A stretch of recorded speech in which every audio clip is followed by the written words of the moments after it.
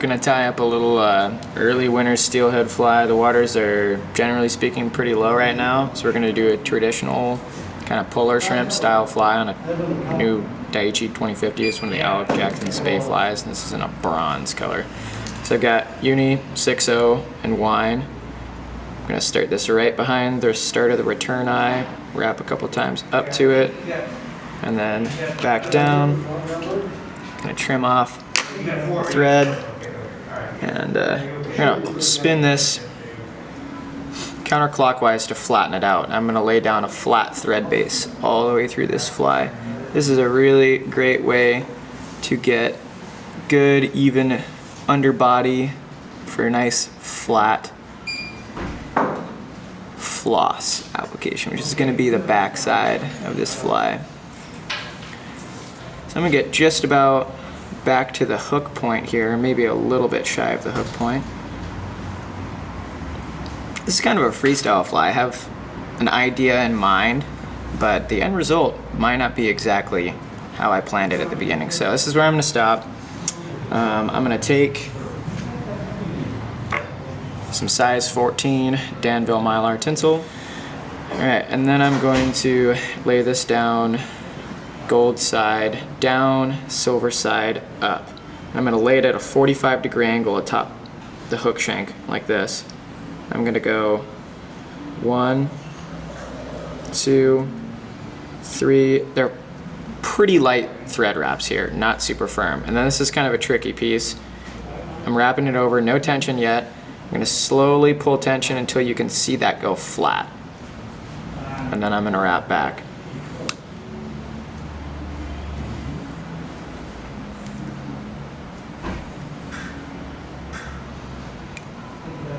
Let's go 5 turns back, looks good.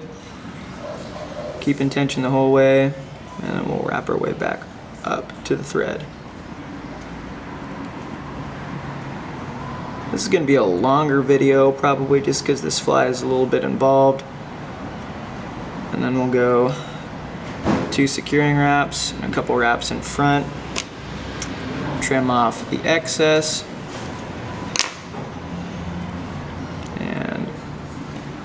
Lay that down nice and flat. Next piece here, I'm going to take a golden pheasant crest dyed hot orange. We're going to do kind of like the Dave McNeese style tail here with a crest feather and then a tippet feather laid over the top of it. So I'm going to secure this in. I already took off kind of the fluff at the bottom of the feather. I'm going to secure this here on the top with 2 loose thread wraps, and then I'm going to pull the stem while keeping these up on top. That's not turning out exactly how I want. Let's see if I can get that to lay a little better. So this is kind of splayed around a little bit here. The tail looks really messy. Don't like to see that. I'm going to unwrap that and try it again. The best way to avoid that is by prepping your golden pheasant crests. The way I like to do it is I'll steam them or put them in some like boiling water or something like that, and then you literally just like wrap it around whatever surface for the curvature that you want. You could do it around some super glue, you could do it around a beer can or soda can, whatever you want. Beer cans during quarantine have turned out to be a lot more readily available than soda cans, so that's where we're at. Take this golden pheasant tippet feather here and getting the tip exposed, and then just going to snip it. So you can kind of see it's a V shape. This kind of helps to situate the golden pheasant crest a little bit more evenly. It kind of looks like garbage right now, but it looks the same in the water. Oopsie.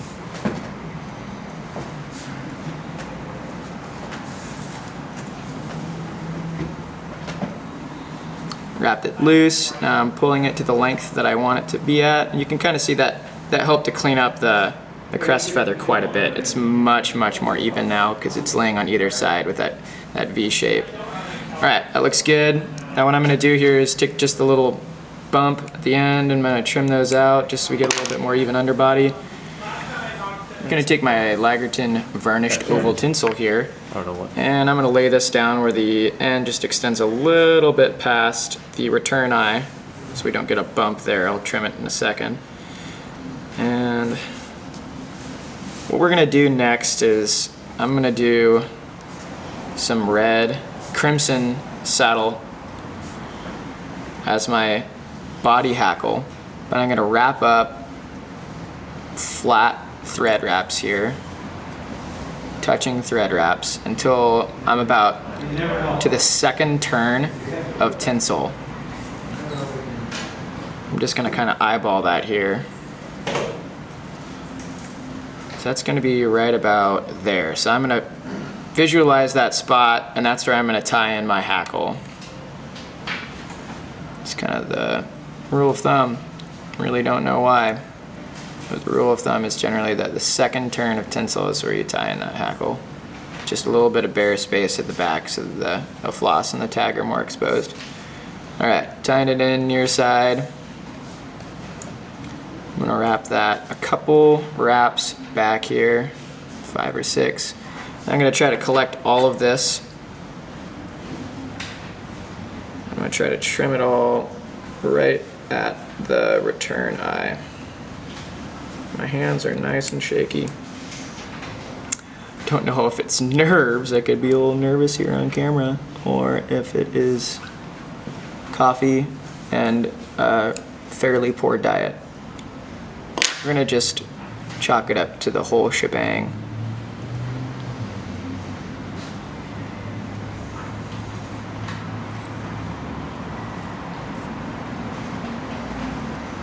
I don't know about you guys, but my fly tying vise is probably the only reason I'm still sane during a quarantine.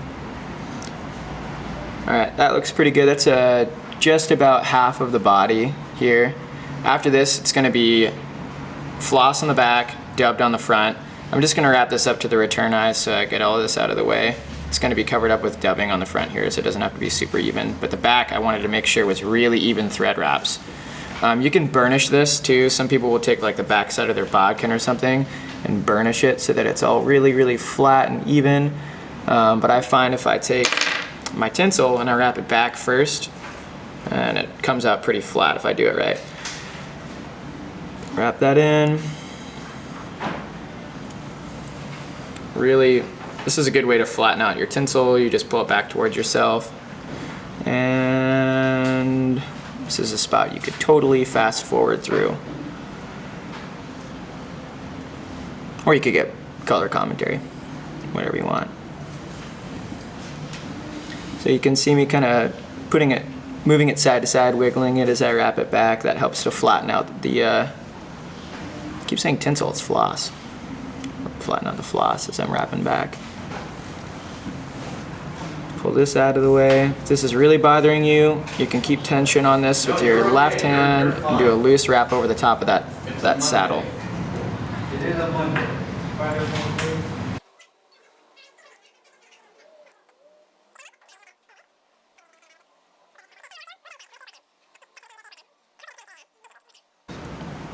Alright, I got all the way to the back there, started wrapping forwards again. Moving this vise all over the place. Sorry, Greg. Want to keep good tension on this. If you see it start to cord up, you can unravel it. There are 2 strands in this uni floss, so you should be able to see 2 strands if it is correctly. Oh, I might run out here. Oh, that sucks.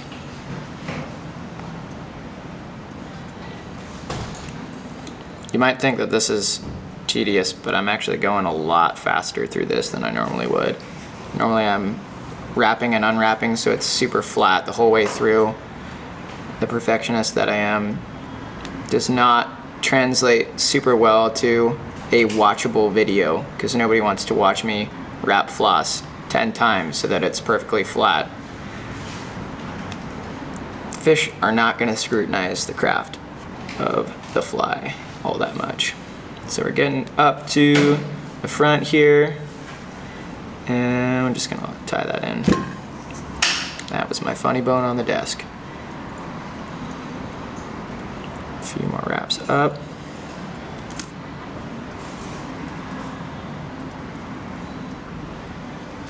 And we'll trim this out.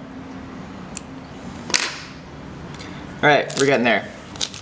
working our way through. I'm gonna take some burnt orange Angora goat dubbing, and I'm going to finger dub this on, wrapping it around the thread. Get back to where I ended the floss. A little Davy McPhail trick. Gonna wrap this around here. A couple loose wraps. I haven't really tightened the dubbing. Now I'm gonna tighten it up against the thread. As I've already wrapped it. I'll go loose on the bottom here. I don't know if you can see that. Loose around the bottom, just really bulky and loose. And I'll tighten it as I go. Wrap it tight.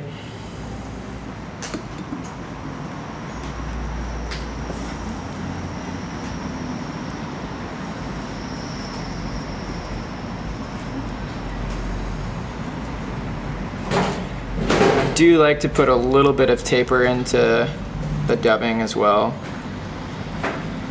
just so that it has a nice taper to the fly. I'm actually going to wrap that again. That looks like there's a little bump there.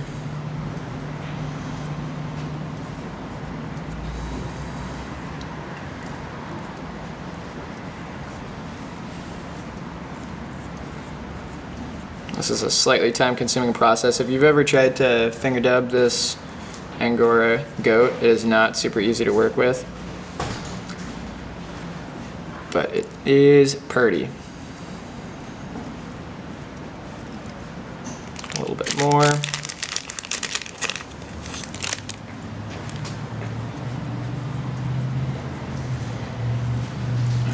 couple more.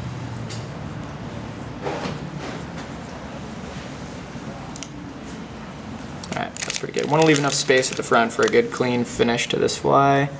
Take these really spiky Angora goat dubbing pieces and just push them back. Alright, I'm going to wrap the tinsel forwards.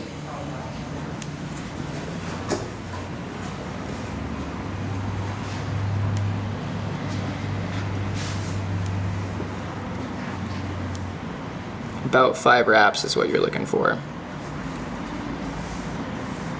Don't want to overdress this fly.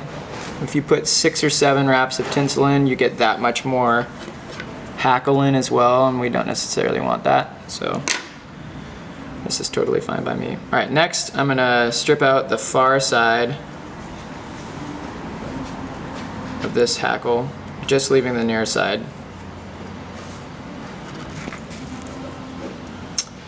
And I want this to lay pretty flat against the hook shank as we go. So you can see I'm kind of maneuvering this so that the fibers are pointed backwards as I wrap.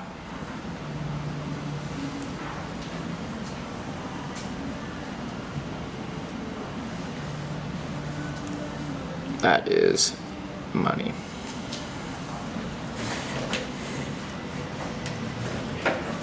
Not bad for a freestyle. Really dig that color. Next, I'm going to take one of the Mondo-sized tippets, and you can see I've kind of already prepped this feather. I really just want maybe a wrap or 2 of the really long ones, and I'm going to tie that in tip first.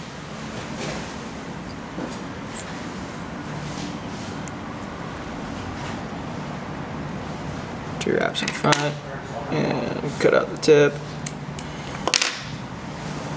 I might just get another couple wraps down there so we don't have a big bump.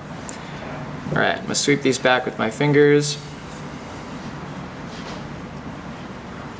This is hot orange, I forgot to mention that, but it's the same exact package of tippets that I had for the tail.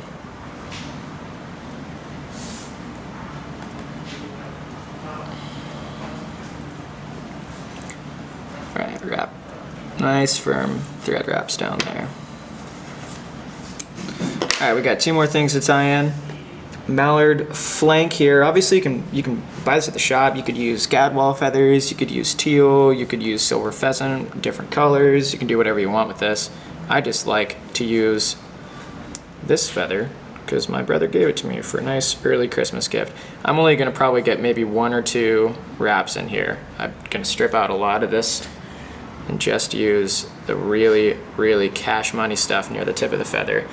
It's finer, it moves better, it's easier to work with.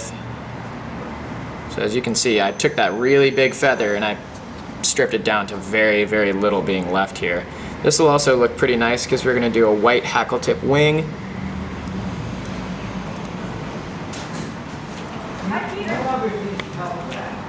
No, I didn't. Trim out the end.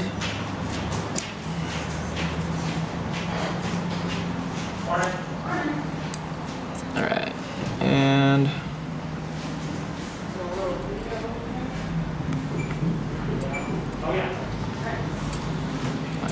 these Mallard stems are really flat. If you've ever worked with them before, they can be kind of challenging, so I do like to use my scissors there to kind of train those backwards. Always nice to see you. It's always nice to see you. Peter is officially the most polite fly shop employee in the entire world. Love that guy. All right, wrap a couple times around here. This is maybe a little bit more dressed than I would normally like, but sparse is key.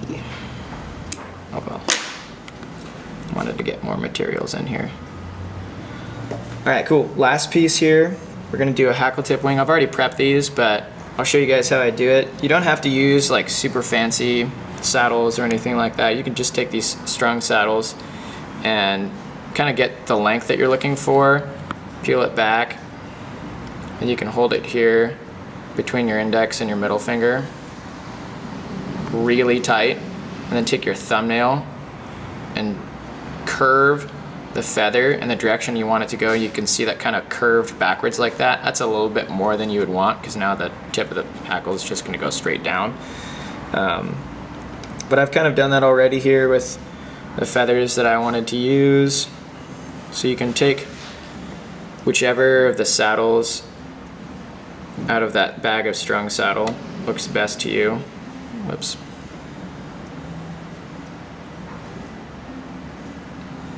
Treat them that way. So I really like the look of the strung saddle going right along the hook shank. And this kind of is a touchy process here, because if you just tie them on, they do that. So best way I've found to make this a much easier process is I'll cut the bottoms out.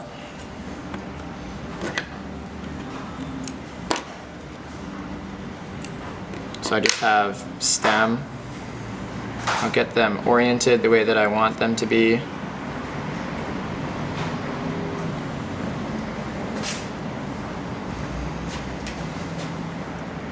And we're gonna go and send these stems through the eye of the hook.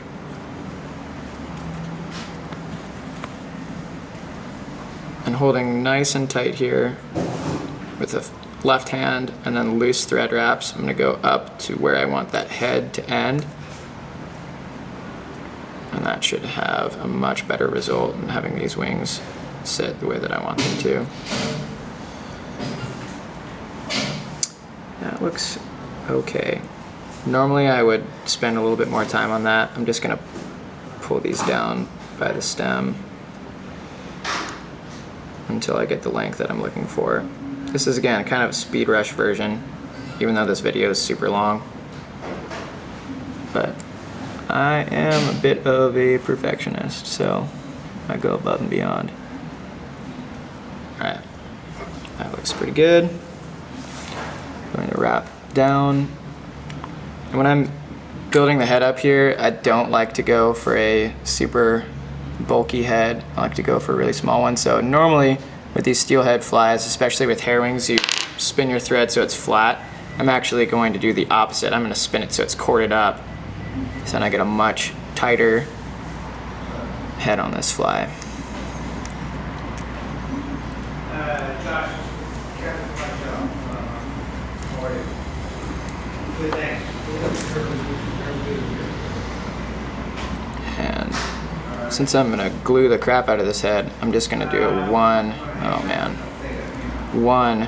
4-turn whip finish.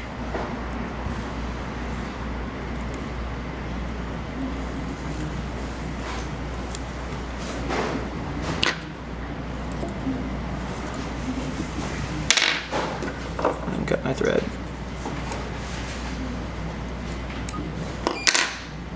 That last little piece here, you can just push these hackle stems out of there and cut them. But yeah, that's just a little white wing shrimp style fly. It'd be great for early winter fish. Let us know if you have any questions. All the materials you can get here at the Caddis Fly. Tight lines. Happy holidays. This takes a while to do.